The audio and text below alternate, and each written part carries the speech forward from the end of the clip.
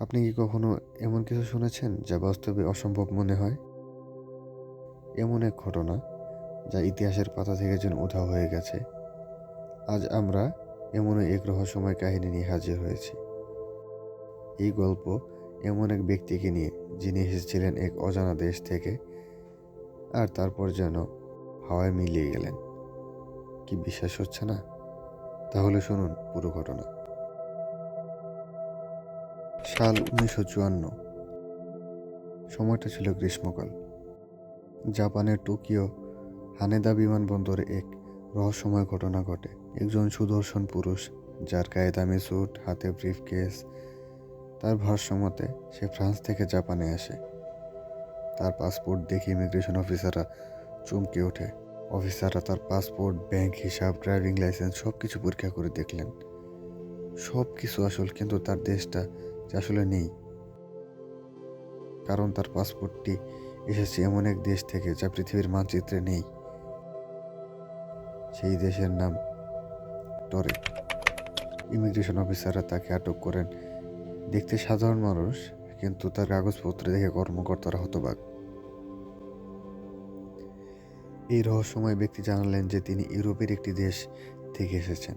তার পাসপোর্টে সব স্ট্যাম্প ঠিকঠাক ছিল, এমনকি তিনি যে এর আগেও কয়েকবার জাপান এসেছে তারও প্রমাণ ছিল। কিন্তু সমস্যা একটাই, তার দেশ তো পৃথিবীতে নেই। যখন তাকে বিশ্বের মানচিত্রে দেখানো হলো, তিনি বিস্মিত হয়ে বললেন, এটা তো ভুল। টরেট শত শত বছর ধরে এখানে আছে। তিনি দাবি করেন এটি ফ্রান্স এবং স্পেনের মাঝখানে অবস্থিত, কিন্তু কর্মকর্তারা স্পষ্টই তা জানতেন যে শুধু সেখানে অ্যান্ডোরা নামের ছোট একটি দেশ আছে।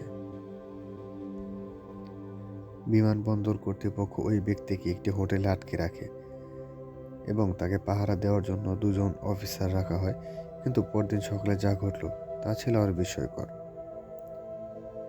রুমের দরজা বন্ধ ছিল ভেতর থেকে, কোনো জানালাও খোলা ছিল না, অথচ লোকটি উধাও, একবারে হাওয়ায় মিলিয়ে গেছে।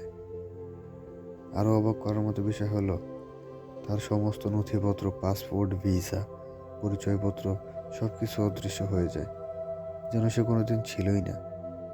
এই ঘটনা নিয়ে বহু বছর ধরে গবেষক ও ষড়যন্ত্র তত্ত্ববিদরা বিভিন্ন মতামত দিয়েছেন। কেউ বলেন তিনি হয়তো প্যারালাল ইউনিভার্স থেকে এসেছিলেন, যেখানে টরেট নামের দেশ হয়তোবা আছে। আবার কেউ বলেন এটি ছিল একটি সুপরিকল্পিত প্রতারণা বা একটি ভুল বোঝাবুঝি। কিন্তু সবচেয়ে রহস্যময় ব্যাপার হলো, এই কেসের কোনো প্রমাণ নেই, এমনকি জাপানের সরকারি নথিতেও এই ঘটনার কোনো রেকর্ড নেই। তাহলে এটি কি সত্যিই ঘটেছিল, নাকি এটি ছিল শুধুই একটি গল্প? তাহলে আপনার কি মনে হয়, দ্য ম্যান ফ্রম টরেট কি সত্যিই কোনো মহাবিশ্ব থেকে এসেছিলেন, নাকি এটি ছিল ইতিহাসের এক বিস্ময়কর প্রতারণা? আপনার মতামত জানাতে ভুলবেন না, কমেন্টে লিখুন। আর যদি এই ধরনের রহস্যজনক কাহিনী ভালো লাগে তাহলে লাইক করুন, শেয়ার করুন এবং সাবস্ক্রাইব করুন আমাদের চ্যানেল।